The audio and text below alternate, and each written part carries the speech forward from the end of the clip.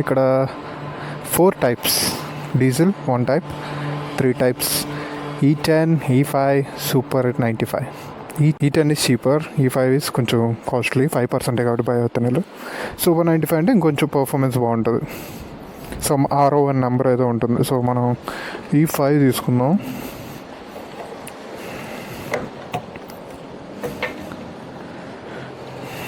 Just మీకు చూపించడానికి మాత్రమే ఇప్పుడు ట్రై చేస్తున్నాను, లేదా నాకు పెట్రోల్ ఏమంత అవసరం లేదు ప్రస్తుతం.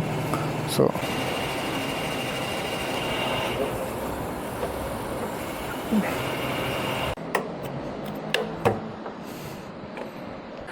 hallo, hi. Nummer 3 bitte.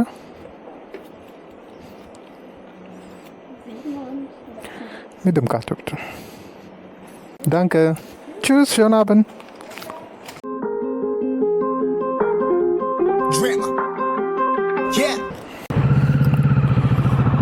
Welcome aboard, guys. Hello, Narandru. I hope you are doing absolutely fine. So, let's jump into the video. 5 reasons. First reason, mileage plus sports bike. 5 reasons అని మళ్ళీ 2 reasons కలిపి చెప్పేశాడు అనుకోకండి. Yeah, those both are interlinked. రెండు ఒకదానికొకటి link అయి ఉన్నాయి.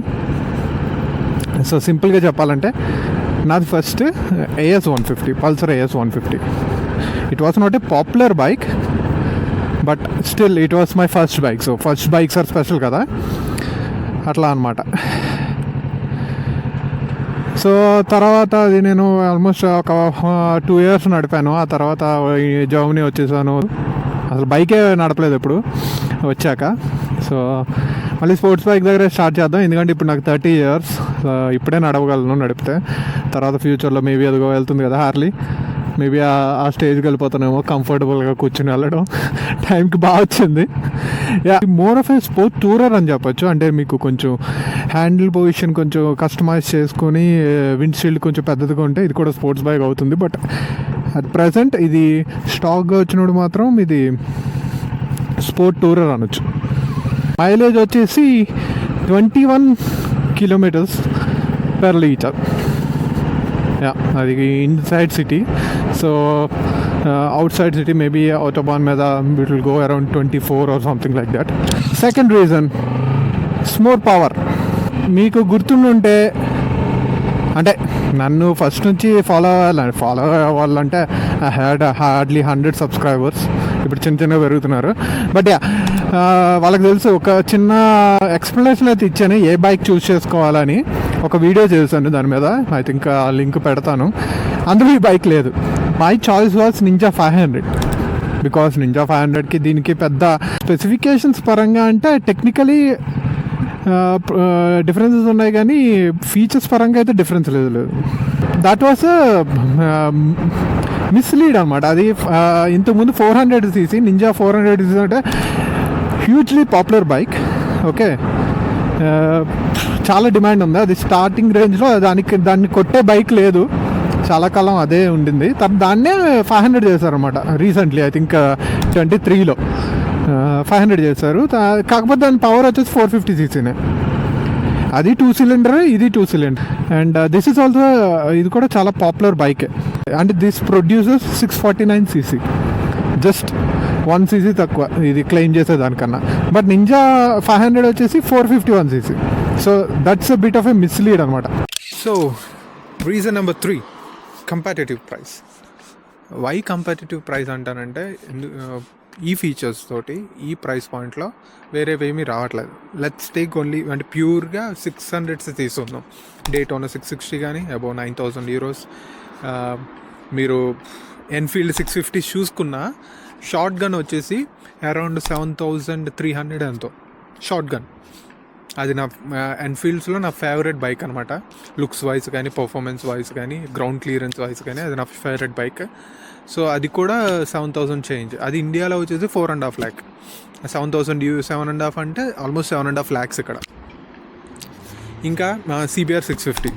650 వచ్చేసి అది 4 cylinder. బట్ ఆ సీసీకి అది ఎక్కువగానే ప్రైస్ చేశారని అనిపిస్తుంది. ఈవెన్ నింజాస్ ZX 6R కానీ ZX 4R కానీ ఇవి కూడా ఎక్కువగానే ప్రైస్ చేశారు. Price point. సో నాకు ఈ బైక్ వచ్చేసి 8,250 euros, అంటే అరౌండ్ 8 lakhs పడింది. అందులో నేను లైసెన్స్ చేసిన 1 year లోపు తీసుకోవడం వల్ల నాకు ఏమంటారు ఫ్యూరో షైన్ బోనస్ వచ్చిందనమాట. అంటే ఫస్ట్ టైం బైక్ కొంటుంటే 1 year లోపు ఆఫర్ వస్తుంది. సో అలా నాకు 10% 650 euros దాకా ఆఫర్ వచ్చింది. సో అలా కూడా నేను సేవ్ చేశాను. ఇంకా డీటెయిల్డ్గా ప్రైస్ డీటెయిల్స్ ఇంకా ఎక్కడెక్కడ ఏమేం చేశానో కూడా తర్వాత చెప్తాను.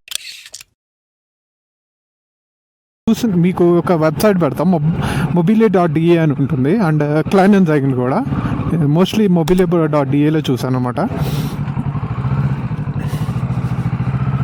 అందులో ఏంటంటే బైక్ చాలా చోట్ల వెతికాను, మెసేజ్లు పెట్టాను. బట్ నేను అబ్జర్వ్ చేసింది ఏంటంటే బేసికలీ పెద్ద డిఫరెన్స్ ఉండట్లే. 1 lakh డిఫరెన్స్ ఉంటుంది, 1.5 lakhs డిఫరెన్స్. 1.5 కూడా కాదు, hardly 1 lakh. Even those are అంటే అవి 5 years 6 years ఓల్డ్ ఉన్నవి కూడా. ఇదేంట్రా ఇది ఎంత ప్రైస్ ఉంటుంది అంటే అని చాలా అలా చూసి ఆల్మోస్ట్ 2 months అంత అలాగా చూసి ఇంకప్పుడు డిసైడ్ అయ్యాయి అనమాట. సో సరే ఇదే కొందాం, కొత్తదే కొందాము, ఎట్లానో ఈ 650 euros ఇది వస్తుంది కదా, ఆఫర్ వస్తుంది కదా అని చెప్పి then I decided. So that's the reason I saying this has a great resale value. Reason number 5, after market parts. ఒక పార్క్ వచ్చాను, ఓకే లీవ్ ఇట్. నింజా 650కి ఆఫ్టర్ మార్కెట్ పార్ట్స్ చాలా ఈజీగా దొరుకుతాయి. అది నా రీసెర్చ్లో తెలిసింది. Compare to Hondas or Suzukis or Triumphs కానీ. అండ్ మోస్ట్లీ ఈ ఎగ్జాస్ట్, ఇప్పుడు ఇది స్టాక్ ఎగ్జాస్ట్ కదా, దీన్ని కంప్లీట్లీ చేంజ్ చేద్దాం అనుకుంటున్నాను. అది కూడా ఈజీగా దొరుకుతుంది.